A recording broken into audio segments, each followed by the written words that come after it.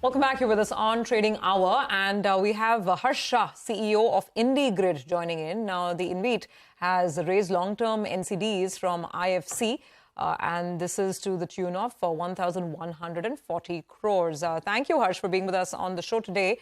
First things first, let's understand all the dynamics around this fundraise.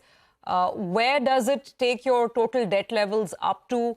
What's sort of the outlook on the business going forward? Will you be using some of this money perhaps to acquire more assets in this year?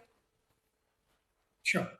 So this takes our debt level to slightly over 14,000 crores. Our assets under management today are about 22,000 crores.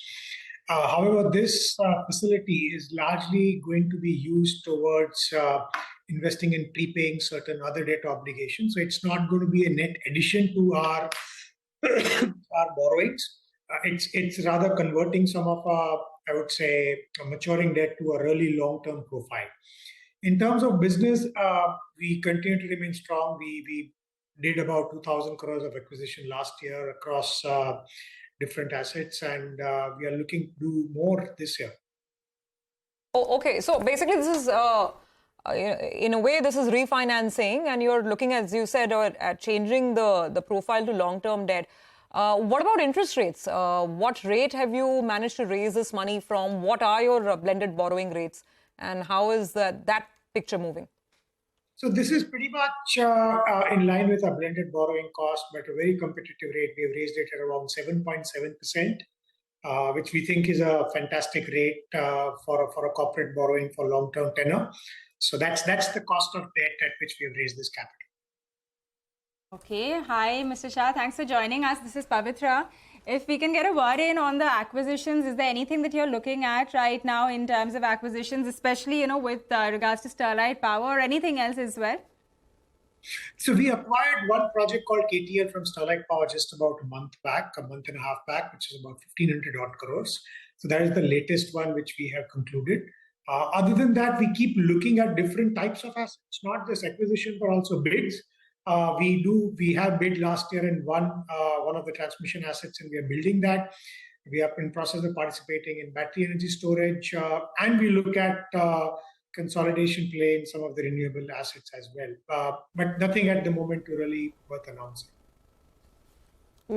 Harsh, is there any correlation between high interest rates and the kind of dividend you can distribute back? Will the current high interest environment that we're in depress the dividend returns from you? The way we try to mitigate this risk is that we largely borrow long-term and fix our rates. This facility with IFC is one of the key facility in that. And therefore, we are, to some extent, the cost of debt, we are neutralizing the impact by borrowing long-term and fixing long-tenor loans. And therefore, even in our portfolio, we are not getting materially impacted with the current high rates because we have already fixed our borrowings to a great extent. And therefore, we don't see it getting impacted by in a near or midterm future in terms of our distribution profile. Harsh, on a separate note, I'm just trying to remember exactly the amendment that came in after the finance bill, which is basically the distribution that was happening with respect to business trusts, the distribution that was happening by way of repayment of debt. I think that now will also get taxed. I'm just trying to understand what are investors saying, and does that at all impact the sentiment in terms of the net yield at the end of the day that an investor makes? I think it partly impacted for the month of the budget in February, I would say, when the announcement came in. However, nothing has changed. In the past also, most of the, I would say, sophisticated investors with an advice from right accountants always adjusted the capital repayment portion from the cost of acquisition of units. And therefore, eventually, when somebody sells it, they would have paid capital gains on that.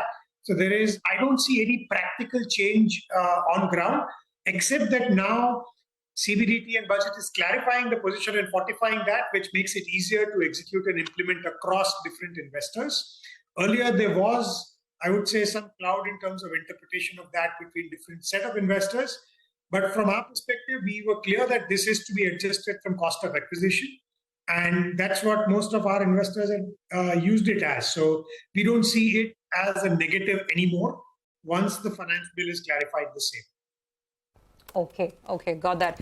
So just to go back to the business headlines, you're saying you're not looking to acquire any more assets in the near future, at least. Leave us with an outlook in terms of top-line growth, profitability, margins. How do you see this year? Sure.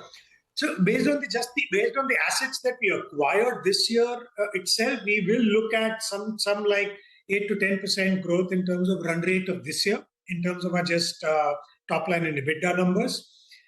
In terms of the outlook, we are very, very confident of the energy transition growth that is taking place in India. And for a normal investor, there are limited plays that they can play on the energy transition stories in India in a safe manner. And we do represent that opportunity because we are across transmission, renewable, and battery energy storage. All of them are at the very center of the energy transition. However, they are safer to invest relatively versus a general development business. So we are at a pretty much interesting place in terms of the growth that we see in energy transition in the country. Harsh, we'll leave it at that. Thank you very much for joining in. That's the word coming in on IndiGrid.